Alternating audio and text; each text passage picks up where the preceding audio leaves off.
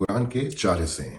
پہلے حصے میں اللہ رب العالمین ہم سے اپنے عبادتیں مانگتے ہیں۔ اللہ رب العالمین کہتے ہیں کہ 5 وقت نماز پڑھنی ہے۔ دوسری چیز اللہ رب العالمین ہم سے مانگتے ہیں کہ ہم نے روزے رکھنے ہیں۔ تیسری چیز اللہ رب العالمین ہم سے کہتے ہیں کہ ہم نے زکوٰۃ دینی ہے۔